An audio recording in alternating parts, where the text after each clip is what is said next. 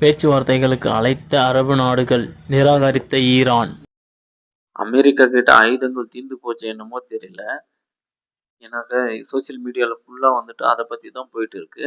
இதனால என்னமோ தெரியல, அமெரிக்கா அரபு நாடுகளை ஏவி விட்டு ஈரான் கிட்ட பேச்சுவார்த்தை நடத்தலாம்னு சொல்லிட்டு கேட்டிருக்காங்க.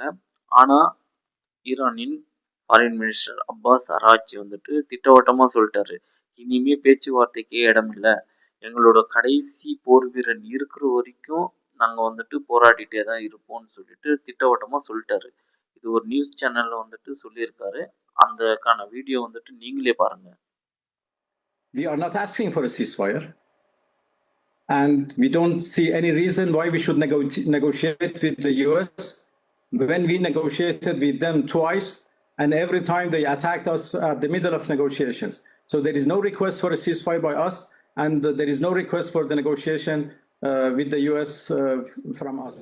யூஎஸ் கிரவுண்ட் இனோவேஷன் நடத்த போகிறதா சொல்லியிருக்காங்களே, அதை பற்றி நீங்கள் என்ன நினைக்கிறீங்கன்னு சொல்லிட்டு அப்பாஸ் அராக்சி கிட்ட ஒரு நியூஸ் ரிப்போர்ட்டர் கேட்டிருக்காரு. அதுக்கு அவர் என்ன பதில் சொல்லியிருக்காருன்னு சொல்லிட்டு நீங்களே பாருங்கள். You are waiting for the US military to invade the ground troops?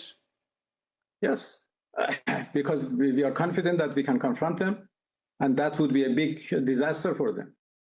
இந்த வீடியோ பார்த்தீங்க இல்லையா, இதுலேருந்தே தெரியுது ஈரான் எந்த அளவுக்கு வந்துட்டு இந்த போரில் இறங்கியிருக்காங்கன்ட்டு. கடைசி ஆயுதம் கடைசி போர் வீரன் இருக்கிற வரைக்கும் நாங்கள் போராடுவோம்னு சொல்கிற அளவுக்கு வந்துட்டு ஈரான் இறங்கியிருக்காங்க இந்த போரில். இந்த சண்டைங்களுக்கு நடுவில் வந்துட்டு ஈரான் வந்துட்டு அணு ஆயுதம் தயாரித்தாலும் தயாரிப்பாங்க அவங்க. இந்த வீடியோ பற்றின கருத்துக்களை கமெண்ட் செக்ஷனில் சொல்லுங்கள். இது போன்ற தகவல்களை அறிய நமது எம்பி ட்ரெண்டிங் சேனலை சப்ஸ்கிரைப் செய்து கொள்ளுங்கள்.